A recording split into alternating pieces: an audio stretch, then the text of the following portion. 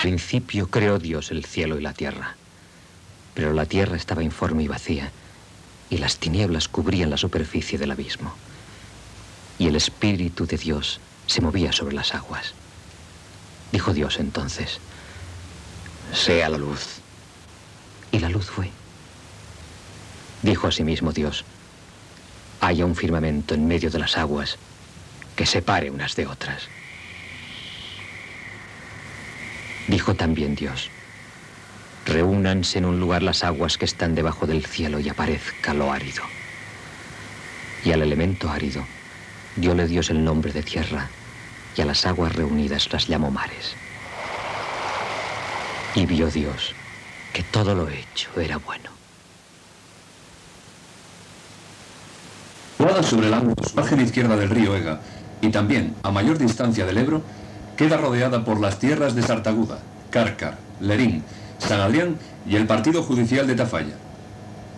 Con una altura de 332 metros, se divide su casco urbano en tres zonas muy determinadas.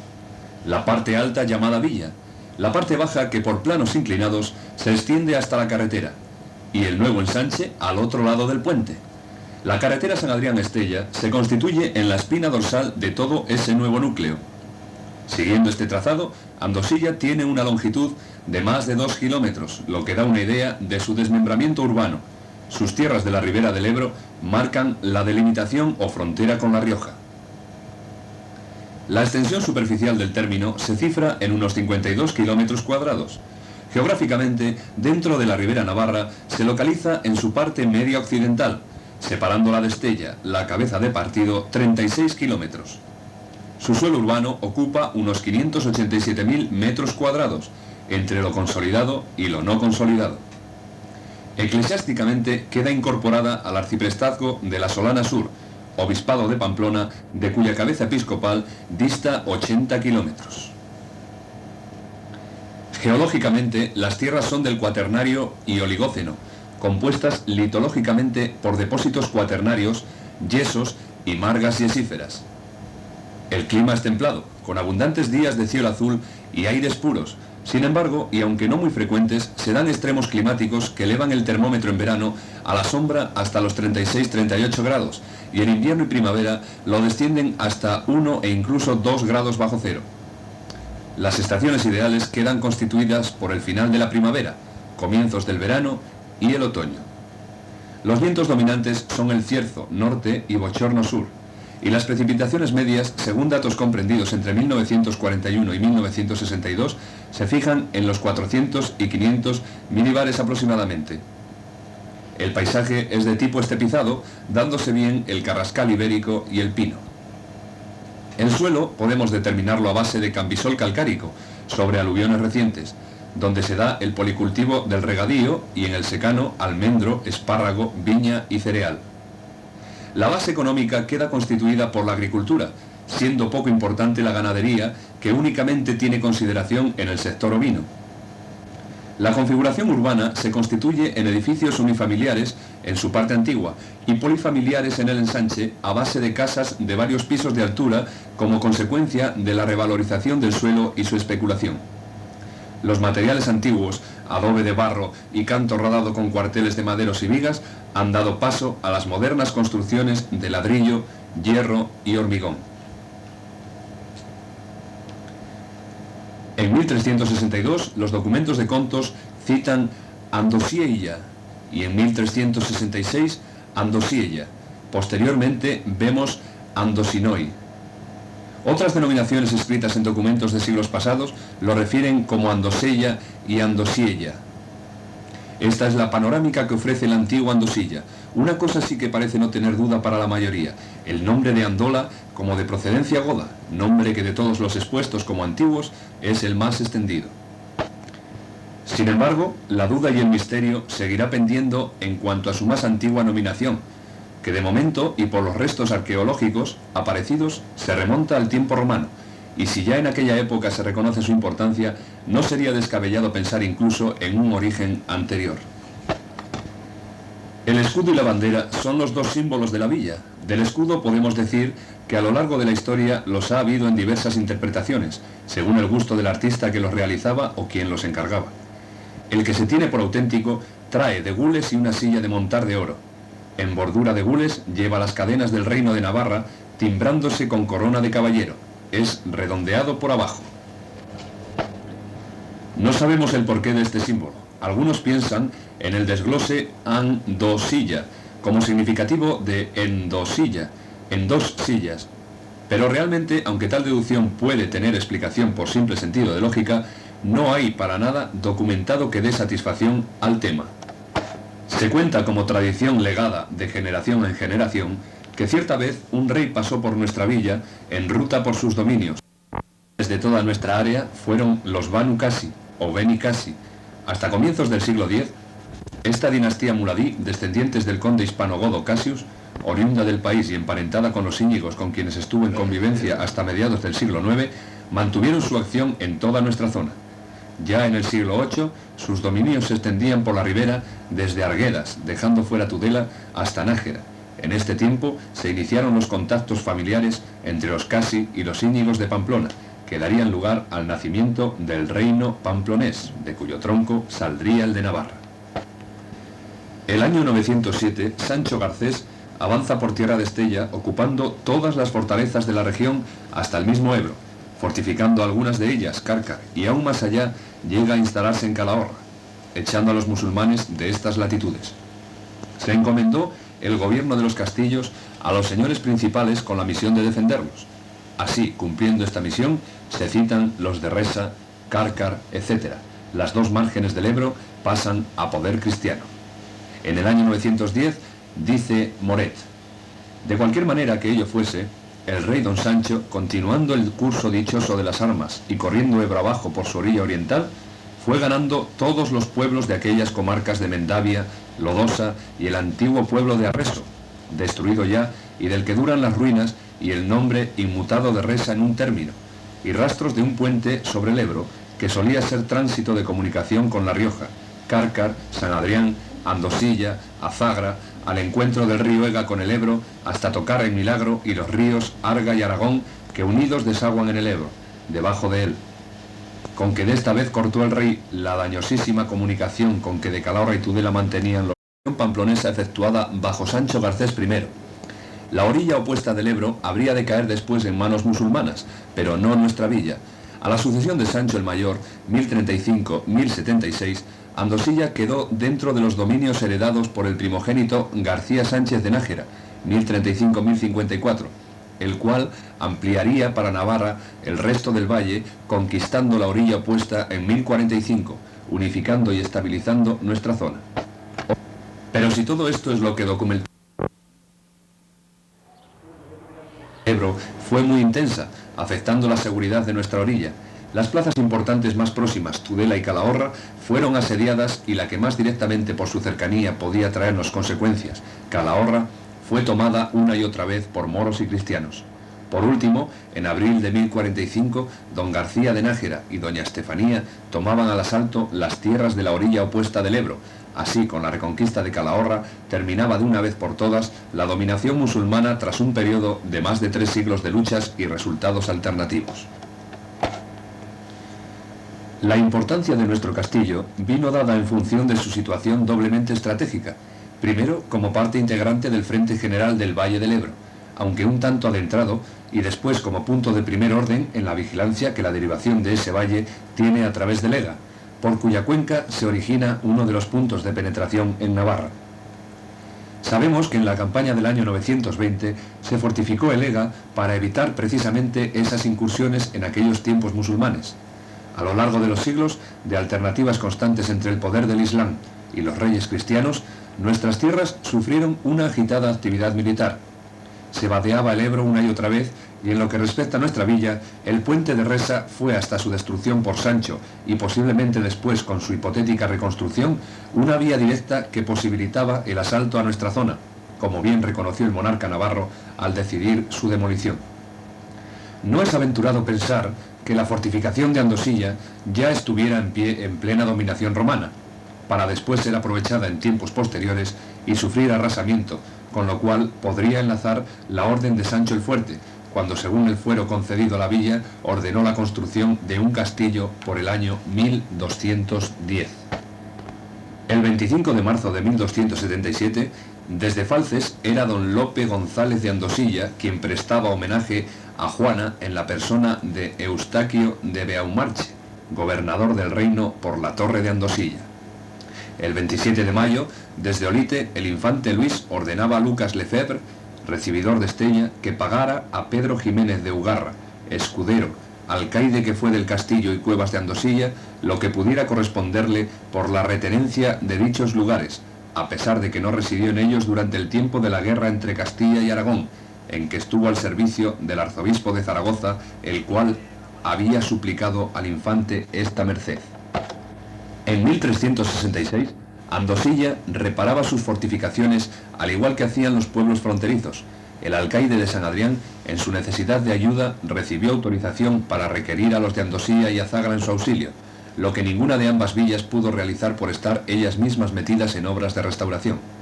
La llegada de las grandes compañías representaba un peligro de invasión para el reino navarro y había que prevenirlo.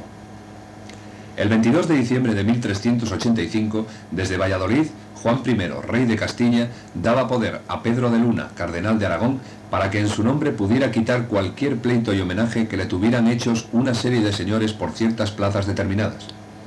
Entre ellos se encuentra Tello González de Aguilar, por las villas y castillos de Miranda, Cárcar y Andosilla, todas las plazas y fortalezas relacionadas entre las que se hallaba Andosilla y que pertenecían al reino de Navarra se encontraban en poder de Castilla como rehenes. En 1415 hay relación de castillos, torres y cuevas del reino, muchos de ellos destruidos o abandonados, y situación de los mismos. Sobre el de Andosilla se dice que no estaba guardado. También se lee que las cuevas de varias localidades, entre ellas las de Andosilla, no las guarda ninguno por ordenanza del señor rey. Esta situación habría de cambiar radicalmente. Las nuevas presiones militares volverían a darle la dimensión que en tiempos pasados había tenido en orden a la importancia defensiva como línea de choque del reino de Navarra frente al de Castilla. Nuestro castillo dependía del merino de Estella, que era quien controlaba al alcaide, obligándole a cuidar de la fábrica y tener siempre al día los abastecimientos necesarios para cumplir el servicio tanto doméstico como militar. Las actas del siglo XIV hablan de inspecciones en toda la merindad de Estella. Hasta primeros del actual siglo XX se mantuvieron restos de los muros de la torre y algún lienzo de muralla. Todo ello fue derribado para evitar desprendimientos sobre el arrabal. Nuestro castillo, situado en lo alto de la colina, casi encima de la antigua ermita de la Cerca, un poco antes de llegar al final de la calle llamada del Torreón, donde está el palacio, tenía, al decir de los ancianos del lugar, muros de piedra y argamasa. Se cree que desde esta altura bajaba una galería subterránea hasta la llanura, a fin de recoger el agua del río, pues entonces el Ega discurría junto a la base de ese corte de la peña. El área de difusión de las cuevas coincide con la franja de terreno mugante a Logroño y Zaragoza. Milagro, Peralta, Valtierra, Arguedas, Andosilla, Azágara, Mendavia, Caparroso, Buñuel, Cintruénigo, Corella, Lodosa, Lerín, Los Arcos, Funes, Falces, Cárcar, Sesma, San Adrián y Murillo del Fruto. Hacia 1929, según Uraballen, existían cuevas en varios pueblos del valle, entre ellos Andosilla, donde vivían el 10% de los habitantes. Su nacimiento, sin que pueda aseverarse nada, lo suponemos algunos quizás en la dominación musulmana como un refugio seguro. Pero de la misma forma que unos piensan así, nada se opone por el contrario a la creencia de quienes opinan que su origen se remonta a los tiempos del Tíberos e incluso anteriores. En Andosilla, como sucede en otras poblaciones que nos rodean, hay dos tipos de cuevas: las que están colgadas sin utilidad desde hace siglos, realizadas en cortes de peñas, labradas en la roca viva y que nosotros tenemos situadas más abajo de donde antiguamente estuvo la ermita de la Cerca, y las que también, hechas artificialmente, fueron labradas a ras de suelo, siendo utilizadas hasta hace muy pocos años como viviendas. En la calle de la Virgen todavía quedan hoy restos de esas habitaciones, talladas en la roca, e incluso al comienzo de la misma calle, bajando desde la parroquia, existe todavía una casa excavada íntegramente en la peña. Estos edificios tuvieron parte construida fuera de la roca y constaron de varias alturas. Sobre las cuevas colgadas, próximas a lo que en su cima es el Alto de Lorén, cabe decir que en 1975 se montó una operación de exploración, con un tractor y una sirga, con la que se sujetaba una cazoleta de construcción, consiguieron entrar don Jesús María Matrian, don José María Pardo y don Manuel García Cárcar. Allí no había nada y por el paso del tiempo, sin que nadie las hollara, el suelo estaba cubierto con una capa de unos 10 centímetros de polvo. Los ancianos del lugar hablan de haber oído a sus ancestros que de allí se sacaron enterramientos y armas, pero como documentalmente no hay nada y los recuerdos son muy vagos, lo dejaremos en el terreno impreciso de la historia-leyenda. Encima de estas cuevas hubo una sima actualmente taponada por escombros y derrumbes por donde se bajaba a las cuevas. Hoy todavía puede verse la entrada. Volviendo de nuevo a la tradición, se dice que desde las mismas descendían pasillos subterráneos que tenían por fin recoger agua del río, que por entonces discurría por la misma base del escarpe, lo que dificultaba todavía más su acceso para quienes desconocían la existencia de las galerías. La ermita de la Virgen de la Cerca, derribada en 1975 como consecuencia de la amenaza de la peña y sus desprendimientos, estuvo situada al final de la calle de la Virgen, dominada desde lo alto por el antiguo Torreón Fortaleza. En 1951 había sido reparada en profundidad de la mano del entonces párroco de la villa, don Agapito Solvet Martínez, pues la humedad minaba sus muros, por lo que sustituyó la piedra por ladrillo. Su planta era de una sola nave, con sacristía aparte. Poseyó retablo y coro sin órgano. La superficie oscilaba alrededor de los 300 metros cuadrados y su fábrica fue inicialmente a base de piedra y canto rodado. No poseyó bóveda de crucería. Tuvo ermitaño. Por 1809 falleció don Bernardo Cuende, soltero que desempeñó este cargo. En 1925 guardaba la llave la señora Manuela. En su interior se veneró durante siglos la Virgen que le dio título. Afectivamente, era sin duda el lugar más querido y admirado de Andosilla.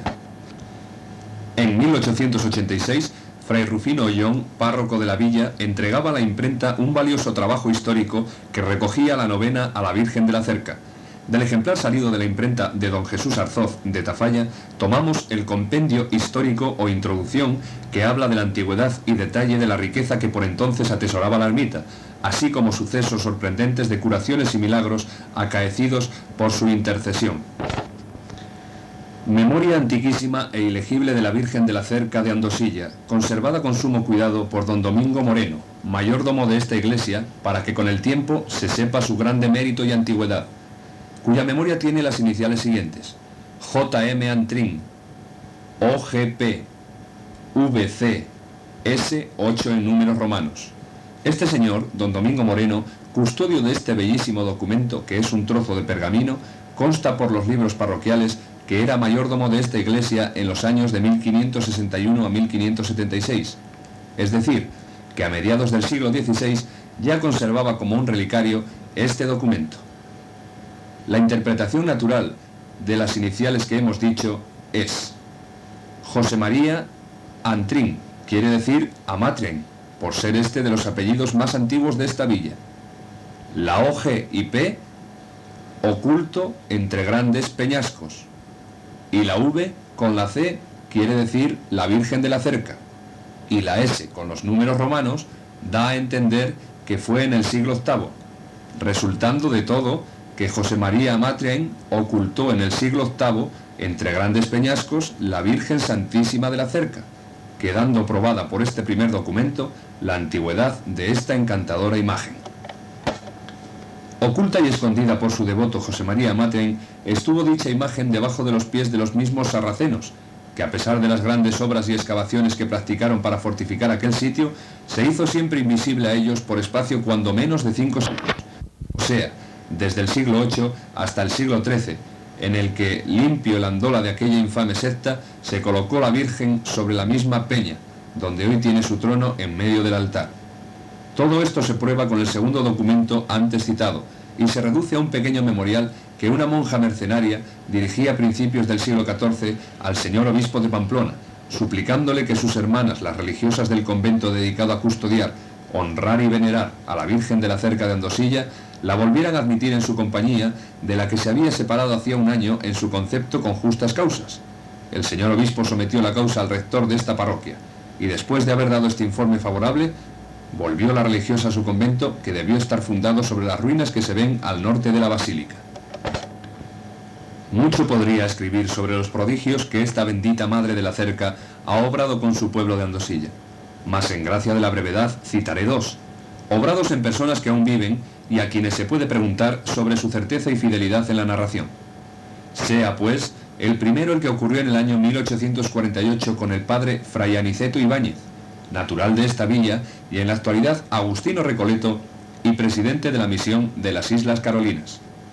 Este buen religioso, siendo joven y estando en casa de sus padres, tuvo la desgracia de quedarse casi sin movimiento y reducido a la cama a causa de una terrible úlcera que le salió en una pierna y de la que al parecer ya se había curado. Pero a los 11 meses que llevaba de novicio en Monteagudo, se le renovó con tal exasperación y dolores tan intensos que ya desesperaba de su curación. En tal conflicto acudió a la que es salud de los enfermos, a su querida Virgen de la Cerca, invocándola con el fervor que se deja comprender, y habiendo quedado dormido, despertó a la mañana sin sentir más dolor alguno.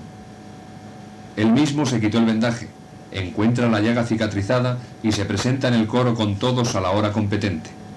Agradecido a tan señalado favor, mandó celebrar una solemnísima función de gracias, costeada por él, a la Santísima Virgen de la Cerca, asistiendo a ella, llenos de entusiasmo y devoción, los padres de Fray Aniceto, sus interesados y todo el pueblo predicando el sermón el que esto escribe. La imagen de la Virgen es una escultura de madera policromada que representa a la Virgen sentada sobre un escabel y teniendo al niño Jesús bendiciendo sobre sus rodillas.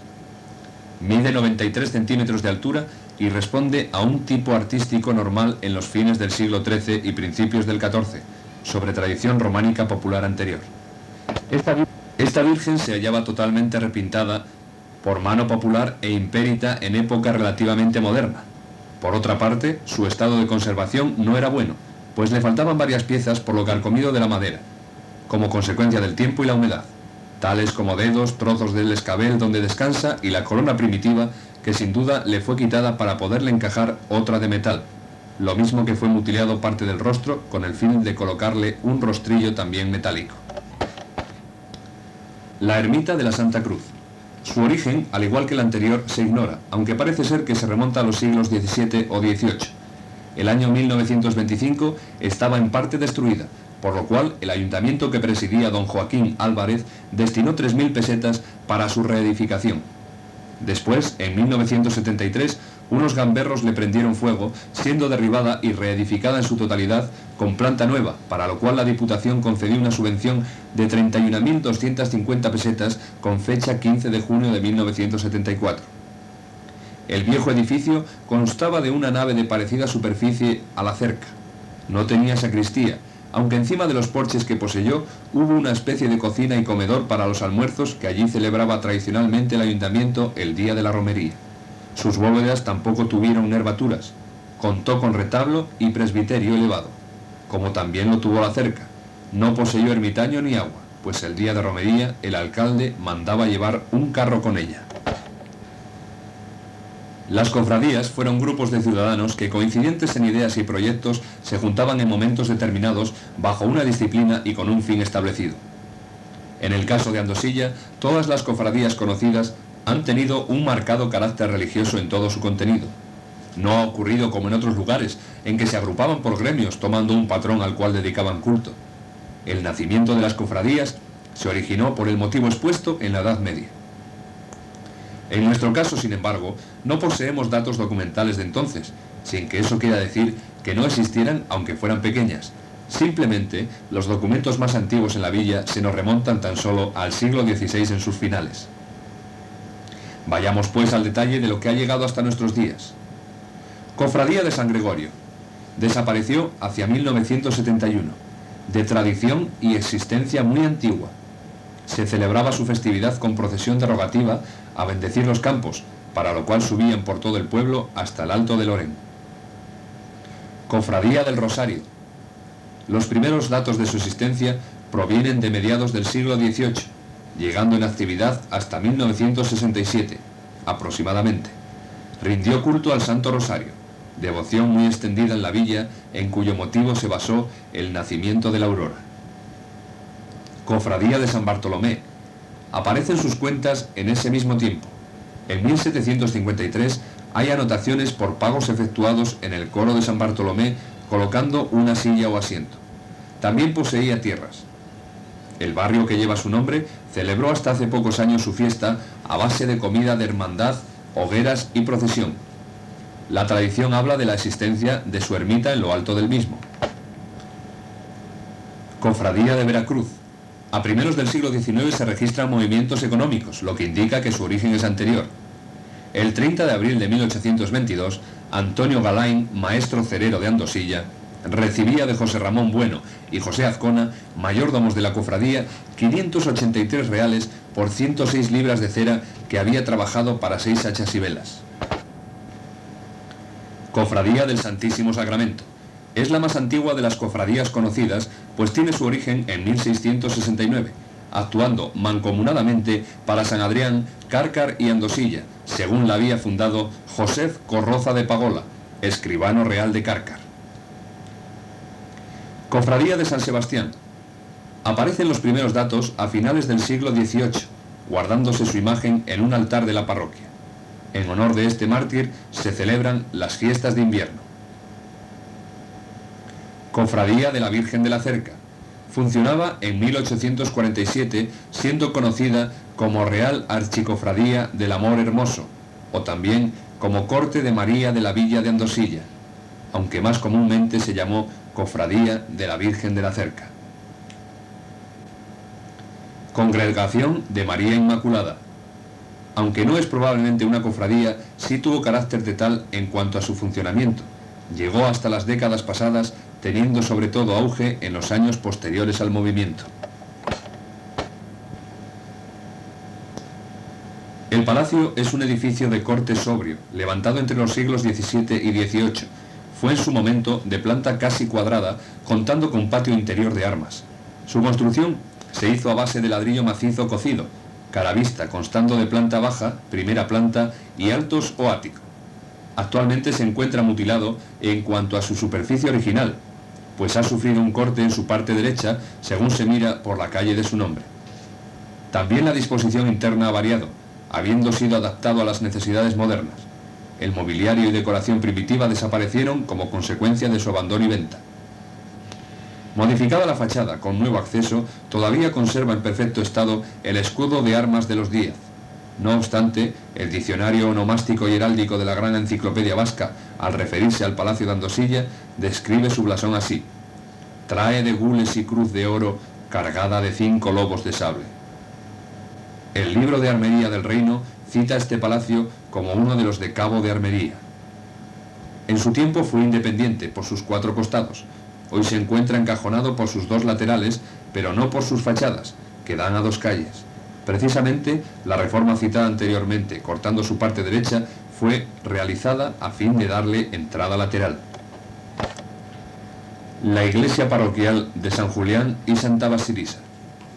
Al tratar sobre el origen concreto en que fue edificada nuestra parroquia, nos encontramos con la dificultad de que precisamente los primeros libros, donde sin duda hubieron de recogerse las cuentas de fábrica, faltan, siendo los más primitivos, los que registran las cuentas desde 1674.